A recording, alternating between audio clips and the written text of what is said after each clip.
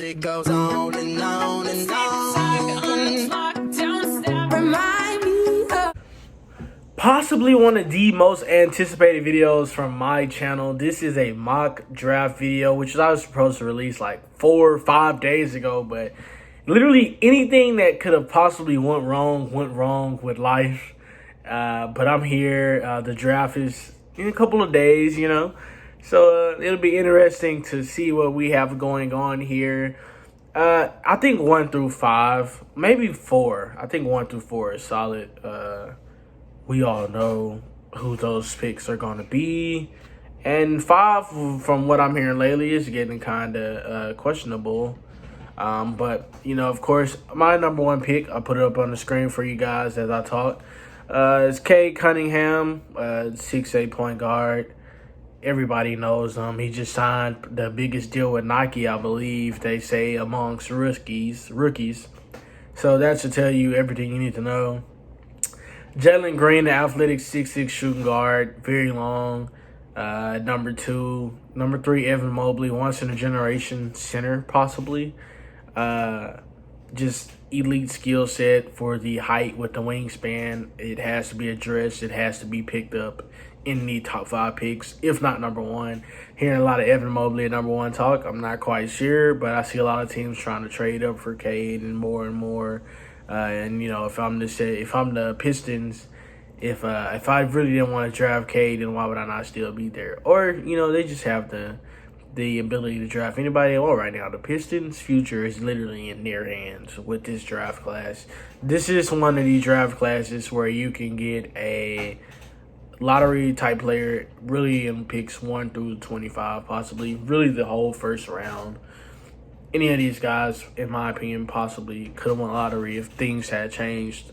4, Jalen Suggs, extremely athletic point guard, great leader, can do almost everything, especially defend, man. Number 5. 5 is the hot topic right now. It's very hot whether Scotty Barnes should jump Jonathan Kuminga or should Kuminga stay there. Me personally, if I'm a GM, well, you guys know, first of all, I'm a big Scotty Barnes enthusiast. It's my favorite player. But I'm GM, I'm taking Kuminga. I just think there's unlimited potential with both, and they're around the same height. I think Kuminga just moves better, looks more comfortable, I would say. So 5 Kuminga, then 6 Barnes, and 7 if the Warriors do this. It's clear that they are meant to shoot the ball, which is draft a great friend of mine in Moses Moody. For those who don't know, I played basketball with Moses for about 4 years.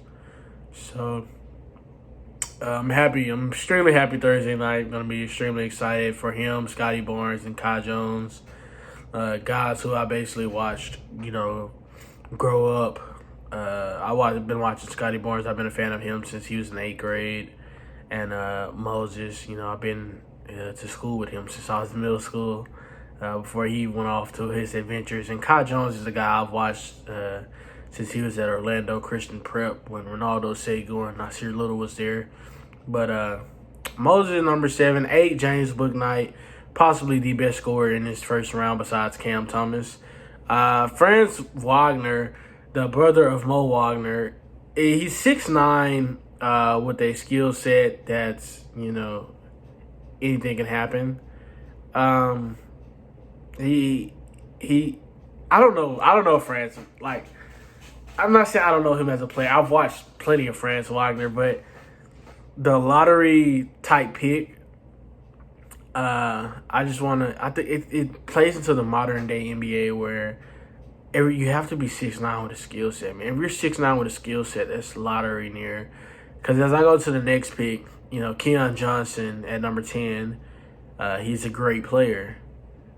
Keon Johnson is probably the most athletic guard in the draft. I think he puts the second highest vertical in combine history. So, and he has a nice jump shot. Now, what I like about all Tennessee players is you'll see with Jaden Springer, who I'm about to mention later on in this first round.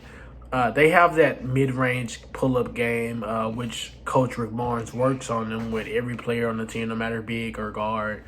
And I think that's going to be very helpful in the NBA, especially Kai Jones at number 11, 6'11", pushing 7 foot, raw talent, raw athleticism, probably the most athletic big in the draft outside of his teammate, Jericho Sims.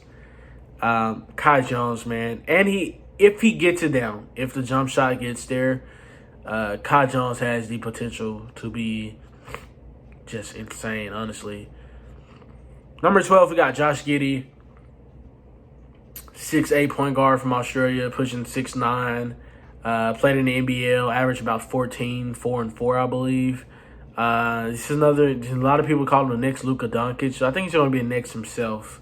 I used to compare him to Luka a lot, but I think he's going to be the next himself, and he's going to make a name for himself. At number 13, we got Davion Mitchell, a.k.a. Off Night. The whole world knows about him if you pay attention to the game of basketball. Baylor Bears, champions, simple. Number 14, we got Zaire Williams. I watched a little bit at Stanford. Like him and Chris Duarte, it's hard to watch Pac-12 basketball. Being from the South, most of their stuff is late. But I stayed up late to watch their games. I got Duarte at 15. And I can definitely say that when I look at Pac-12 players in the NBA, I think that shooting the ball, and most Pac-12 offenses are NBA offenses. And I think both of those guys will fit in just well being guards in the modern-day NBA. Number 16, we got Jalen Johnson. 6'9", extremely athletic, had a couple flaws at Duke. And when I say flaws, it's just talking about off-the-court issues. I'm not sure what was going on. But this kid is still one of the top players in the draft. What he can be, it's insane. Number 17, we have Corey Kispert. A lot of, if you watch college, you know him, Gonzaga, with the flowy hair, man. Kispert, don't be surprised if he goes anywhere in that top 10 range as well. The only thing that's holding him back is his age. He's a little older than most of these guys. But Corey Kispert, knockdown shooter at 6'7". He shoots the ball. I had Trey Murphy at number 18, a guy that I'm seeing a lot in the second round. But 6'9" with 7+ wingspan, man, that can shoot the ball well over 40% from three. Modern day 3-and-D type player. Easily can go in the top 20. Miles McBride at number 19, probably the second best defensive guard in this round. I'll put Davion Mitchell ahead of him, and then I'll put Miles McBride. Deuce McBride plays a lot of defense, man. Coming from West Virginia, Bob Huggins, you better play defense. I think Deuce McBride, I don't say he's a miss, but you know that you're going to get a guy that's going to play defense automatically, and the offense will eventually come. Not saying that his offense is, not bad, but, you're not sure how some guys' offense transfers to the NBA. But if he learns both, he could be an easy two-way player that can average at least 18 or so in about 4 years. Cam Thomas at number 20, probably the best scorer in the draft. Pin down screens, mid-range, three-point, near the basket, three-level score, everything that has to do with scoring. Cam Thomas is what that is. At number 20 would be a steal. I really want to see Cam Thomas to the Lakers. I want to see what a player like that could do with LeBron and those other guys. At number 21, we got Isaiah Jackson. 6'10", 7-foot wingspan, I believe. Extremely athletic. Just a bouncing. He just all over the place, man. He's a pogo stick. That's the word I'm looking for. Literally a pogo stick with a mid-range jump shot, though. It's important that, it's cool to have shot blockers and stuff. Spacing is important in today's NBA. And with mid-range jump shot right now, it's pretty decent. And with decent form, too, you can stretch that easily to the NBA and it'll be good. Number 22, we got Jared Butler, national champion. Probably one of the best offensive players in the college game last year. 23, Josh Christopher. Averaged about 14 at Arizona. High school phenomenon. College, kind of rough year for Arizona State, but he was kind of a bright spot throughout the year. Number 24, Alperen Sengun, if I did say that right.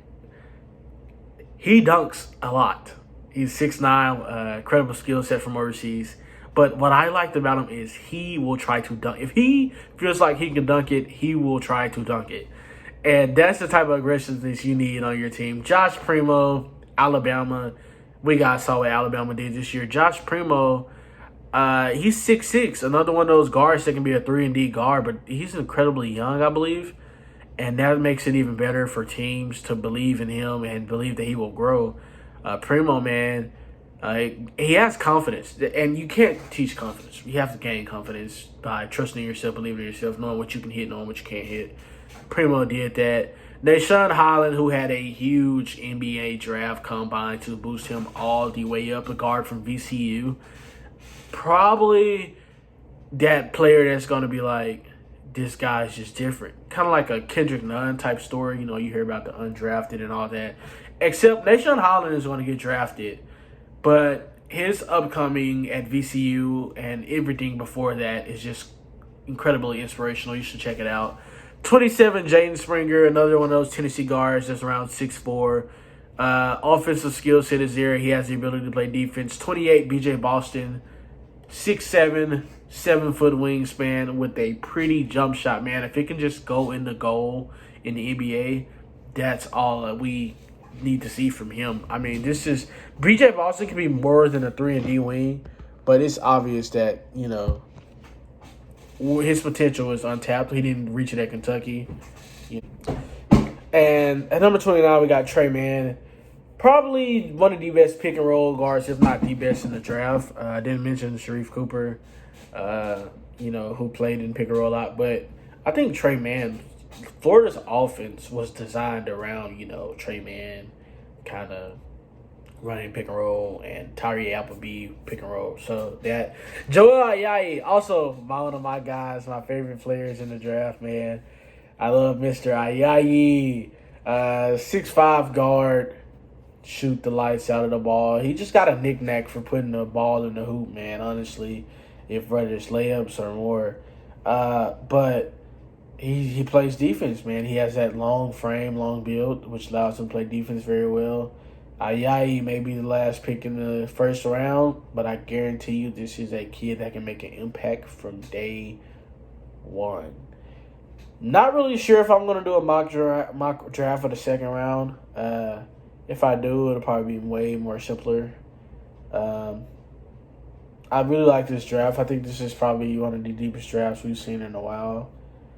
You can literally get a first-round lottery talent maybe in the second round, man. You look at guys like Sharif Cooper and stuff who had issues in college with just not outside off-the-court issues, but